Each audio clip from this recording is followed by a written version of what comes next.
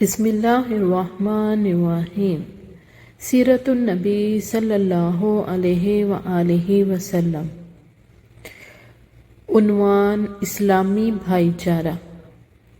حضرت تمیم داری رضی اللہ عنہ نے یہ قندیلیں مسجد میں لٹکا دیں، پھر رات کے وقت ان کو جلا دیا۔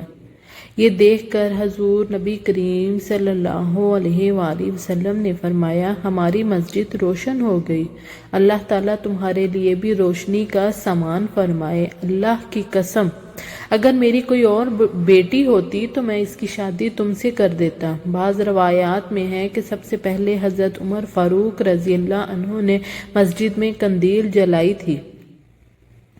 مسجد نبوی کی تعمیر کے ساتھ آپ صلی اللہ علیہ وآلہ وسلم نے 2 حجرے اپنی بیویوں کے لیے بنوائے تھے، باقی حجرے ضرورت کے مطابق بعد میں بنائے گئے۔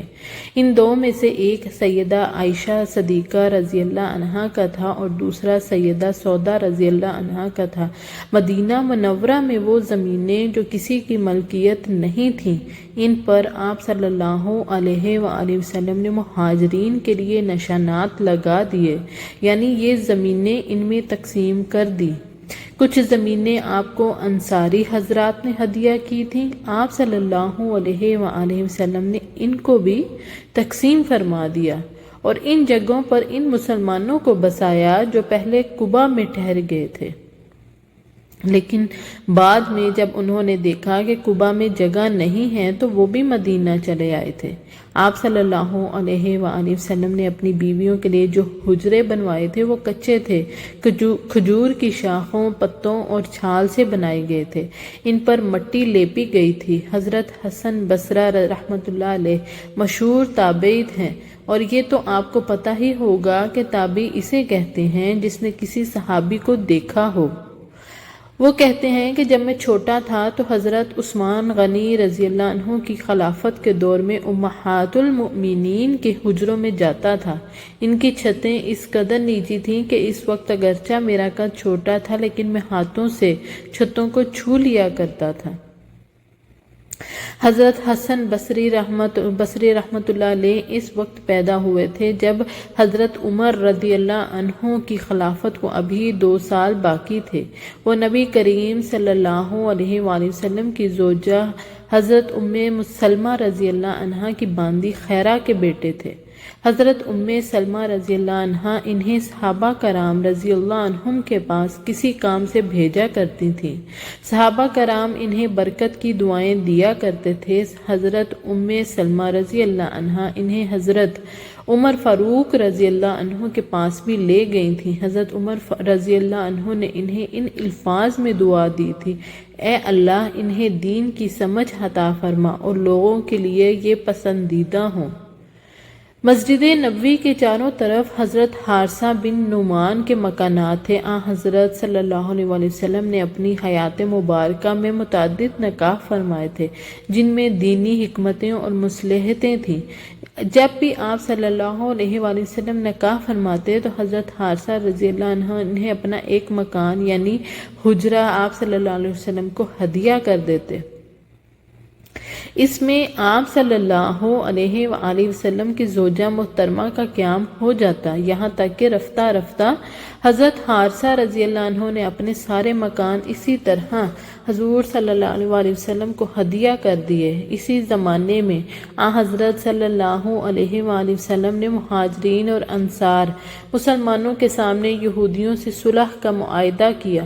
اس معاہدے کی ایک تحریر بھی لکھوائی۔ معاہدے میں طے پایا کہ یہودی مسلمانوں سے کبھی جنگ نہیں کریں گے، کبھی انہیں تکلیف نہیں پہنچائیں گے، اور یہ کہ آپ صلی اللہ علیہ وآلہ وسلم کے مقابلے میں وہ کسی کی مدد نہیں کریں گے، اور اگر کوئی اچانک مسلمانوں پر حملہ کرے تو یہ یہودی مسلمانوں کا ساتھ دیں گے۔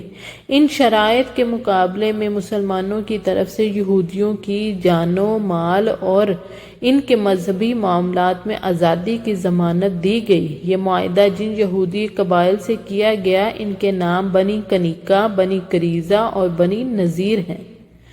اس کے ساتھ ہی آپ صلی اللہ علیہ وآلہ وسلم نے مہاجرین اور انصار کے درمیان بھائی چارہ کرایا۔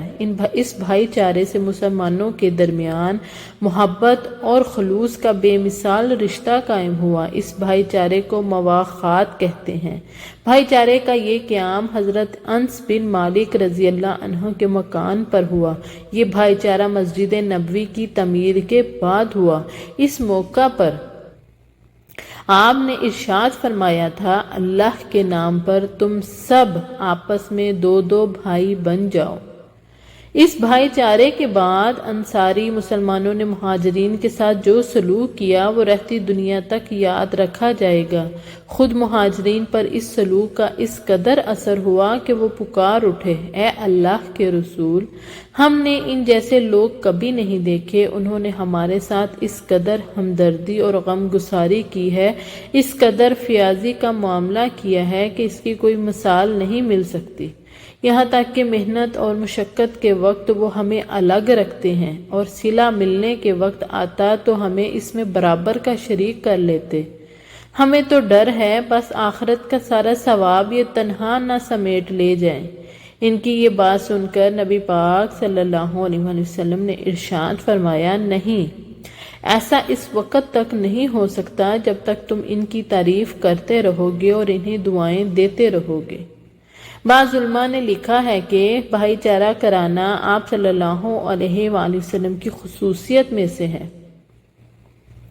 آپ صلی اللہ علیہ وسلم سے پہلے کسی نبی نے اپنے امتیوں میں اس طرح بھائی چارہ نہیں کرایا۔ اس سلسلہ میں روایات ملتی ہیں کہ انصاری مسلمانوں نے اپنے مہاجر بھائیوں کو اپنی ہر چیز میں سے نصف حصہ دے دیا۔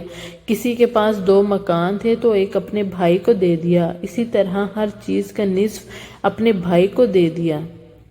یہاں تک کہ ایک انصاری کی 2 بیویاں تھیں، انہوں نے اپنے مہاجر بھائی سے کہا کہ میری 2 بیویاں ہیں، میں ان میں سے ایک کو طلاق دے دیتا ہوں، عدت پوری ہونے کے بعد تم اس سے شادی کر لینا۔ لیکن مہاجر مسلمان نے اس بات کو پسند نہیں فرمایا۔ ان کاموں سے فارغ ہونے کے بعد یہ مسئلہ سامنے آیا کہ نماز کے لیے مسلمانوں کو کیسے بلایا جائے۔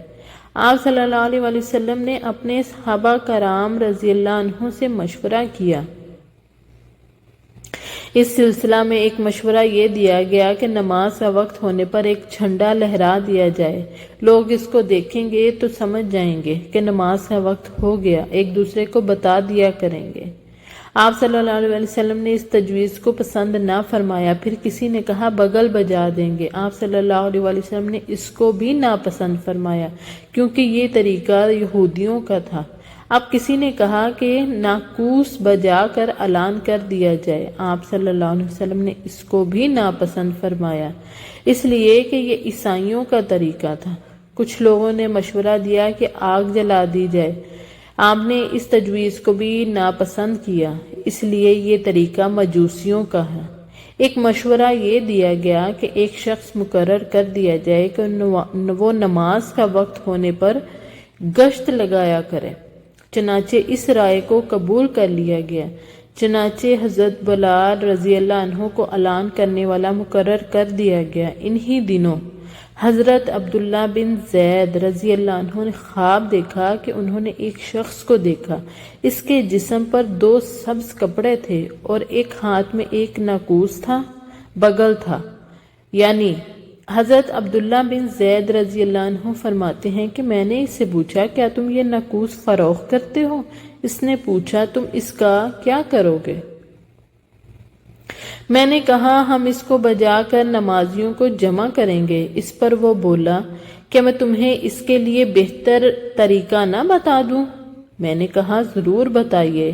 اب اس نے کہا تم یہ الفاظ پکار کر لوگوں کو جمع کیا کرو، اور اس نے اذان کے الفاظ دہرا دیے، یعنی پوری اذان پڑھ کر انہیں سنا دی، پھر تکبیر کہنے کا طریقہ بھی بتا دیا۔ صبح ہوئی تو حضرت عبداللہ بن زید رضی اللہ عنہ آپ صلی اللہ علیہ وسلم کی خدمت میں حاضر ہوئے اور انہیں اپنا یہ خواب سنایا۔ خواب سن کر آپ صلی اللہ علیہ وآلہ وسلم نے ارشاد فرمایا بے شک یہ سچا خواب ہے، انشاءاللہ تم جا کر یہ کلمات بلال کو سکھا دو تاکہ وہ ان کے ذریعے اذان دیں۔ ان کی آواز تم سے بلند ہے اور زیادہ دلکش بھی ہے۔ حضرت عبداللہ رضی اللہ عنہ حضرت بلال رضی اللہ عنہ کے پاس آئے، انہوں نے کلمات سیکھنے پر صبح کی اذان دی۔ جزاک اللہ خیر۔